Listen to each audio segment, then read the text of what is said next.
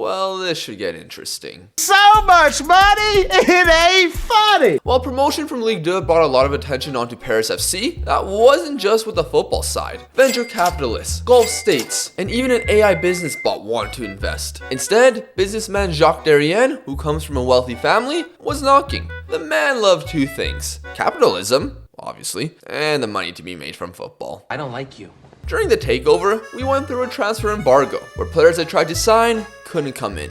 The club would be sold for £18.25 million and would raise an additional $6.5 million, seeing it become a public limited company. AKA, you can buy stock into Paris FC. Just like this video, subscribe to my channel, and if you like live streams, follow my Twitch. For legal purposes, doing so will not guarantee you stock into Paris FC, but it is much appreciated. Despite getting a takeover, the budgets didn't change, and bringing good players in proved to be a challenge. Most of it went to Shakur Omar, who was signed from Atalanta for $1.6 million up front. Fabio Martins also arrived as a potential starter for a season or two. Before more deals could be made, sales were needed. Thanks to the rise of Marwan Salah, Ivan Filipovic was sold, and Zaragoza paid $1.7 million. Then for some reason, Southampton used their Premier League money to buy Uriel Selly at $1.8 million, just to loan him to Ross County. Other purchases included Peter Previtz from Vojvodina for just shy of $1 million. At right back, Enoch Boateng arrived for $550K. We also loaned in Laura as another option in that spot. He could also play left back, which was important because we didn't sign one. Kevin Rodriguez failed due to the takeover, but to sum everything up, Enrique Franquesa was offered a contract to join us in Ligue 1, but instead, he joined Reims, who were in Ligue 2. Yeah, that's embarrassing. That's embarrassing. So these are the group of players to help us survive the elite of France. Our Ligue 1 debut with Paris FC began with hosting Lyon in a packed out Stade Charletti. It began terribly as Fabio Martins got injured and would be out for a month. Shakur Omar was also injured for a similar time in preseason, so we returned to basics with Bruma and Moussa Kanté on the wings. That wouldn't matter as Jakub Moder banged in Paris' first goal in the top flight since June 1st, 1979. After that game, they would play in a relegation playoff, which they lost in a shootout to Lens. Back to the present, Awar found how to live up to his potential and pulled this off. 1-1 in our debut against the Lyon side on the rise isn't something to scoff at. A 1-1 draw to Brest at home? It is. At least Mbappe scored. If you were worried about us, you're not alone. The season preview had us in 15th, and with Montpellier, who were able to bring in Ruslan Malinovsky, did we even have a chance? Let's talk about 6, baby.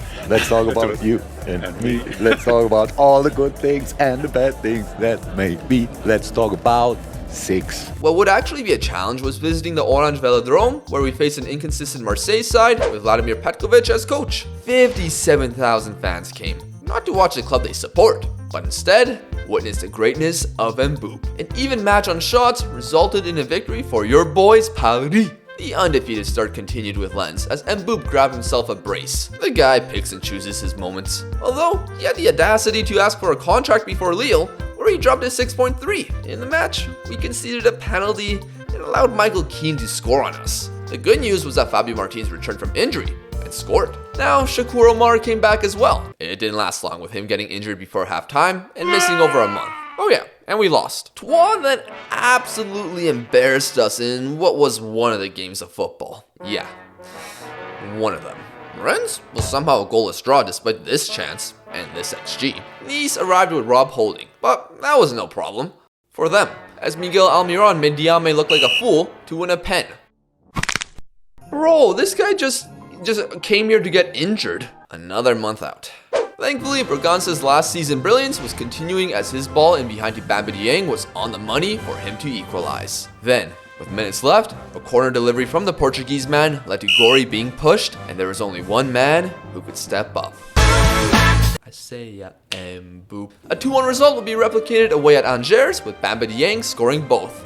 Finally, it was time for our first ever Paris derby in Ligue 1. PSG versus Paris FC, or how everyone else was labeling it, Mbappe versus Mbappe. I love to play against the best player in the world. It was a stuff of nightmares to begin as Lucien Favre's PSG went full throttle. I guess they learned something from someone. Neymar scoring a header in the first 10 didn't make the fans feel good. However, the response was brilliant.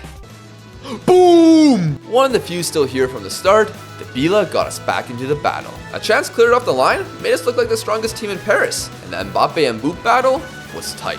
Regrettably, a corner in the 53rd minute led to Carlos Soler out-jumping Diame. A highlight from kickoff was just a tease, and Hiralainen's header was not enough, as not only did we lose the derby, but we also lost the striker battle. Yes, sir. Defensively, we bounced back, keeping 2 clean sheets versus Strasbourg and Bordeaux. We also didn't score. Shakur Omar did get sent off in the latter match, but fans were hoping to see the form he once was able to deliver. Instead, his replacement Bruma would show how it was done, thanks to Conte's brilliant work. I have to apologize to Musa, as I was going to make him a squad player, but he was doing more than a capable job this season. Peter Previtz would score the winner, and the side would win again versus Metz 2-0. Monaco are one of the other strong sides in this save, where the front four Nico Gonzalez, Alexander Golovin, Patrick Wimmer, and Kang-In Lee, they weren't messing around, conceding in the 13th. Bro, how did he make that pass? Then in the 24th, and Vaughn smacked home a third, giving us a footballing lesson. Fabio Martins has been nothing short of a disaster. That was in contrast with Shakur Omar, who began scoring again versus Lorient. The Orange men would equalize, and with 10 minutes left trying to get a winner. What are you doing? You just got on the pitch!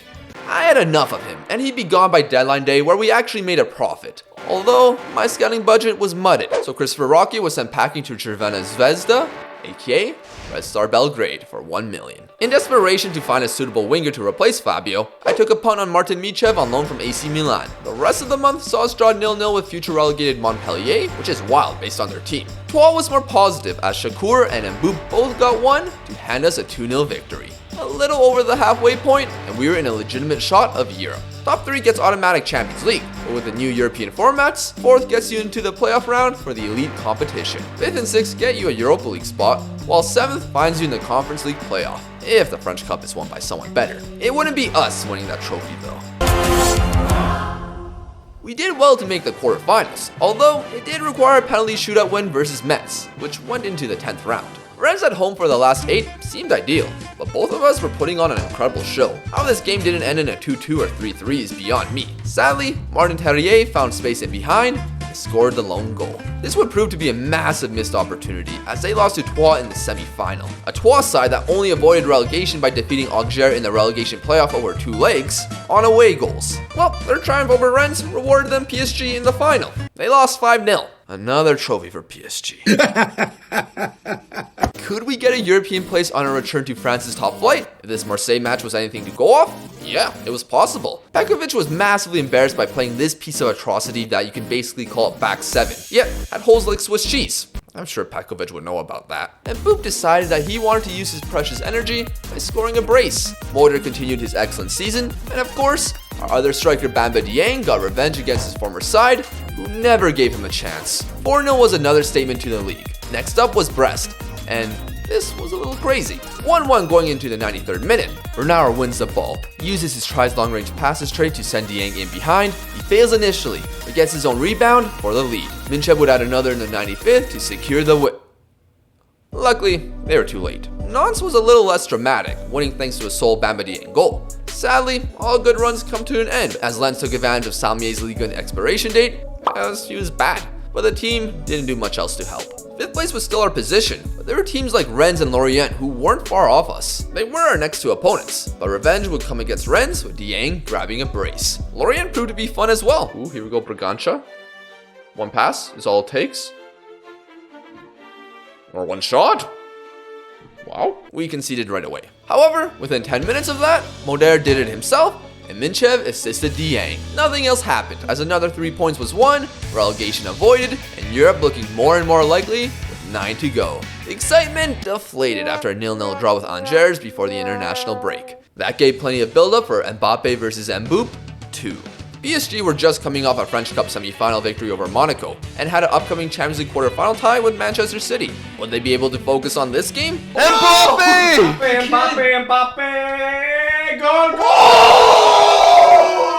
It was difficult dealing with Fabian Ruiz, even attempts to man-mark him not working at times. Just past the half hour, and we had no shots, but against the run of play, Moreira found Shakur Omar for the equalizer. Mbappe though was winning the battle with Mbappe, and I'm sad to say that he would win the Paris derby too, making things look easy in the 62nd. We couldn't respond, but had 2 respectable battles. We just got a message from Mbappe. Yes, sir.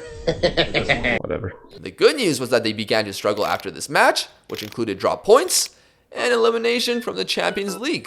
We needed to give our best shot to achieve European football. I didn't care which competition, as when you're in that spot, you just don't want to let it go. Strasbourg was fun as Dieng scored a lone goal. The disappointing part was Shakur getting injured yet again for, you guessed it, a month. Nevertheless, that gave a chance for Minchev to get some first team minutes, and the Bulgarian took the most out of his opportunity. Down 1-0 away to Bordeaux, he assisted Bamba Dieng to equalize. While he was offside for a potential winner, a 1-1 draw sufficed. Lille followed up and held their own for the first 60, but like a game of Jenga, one mistake and it all collapses. Minchev would open the floodgates and get an assist to Dieng. Following, Mbappe told Chroo to put him on, and he scored a brace in 2 minutes. He got another versus Metz, who were the team that got promoted with us. Quite a contrast, as we were looking good for Europe, while they got relegated.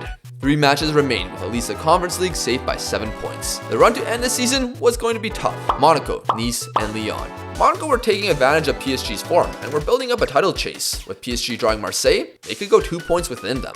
A loss for Paris would be fine, and based on Mbappe's compass, it was going south. Yet, Monaco were missing all these chances. This Salah save with 5 left on the clock against Ligue 1's top scorer was a massive moment for about 5 minutes. Monaco, desperate for a winner. They're trying to give themselves a chance for the league title. Bamba. Gonzalez, no!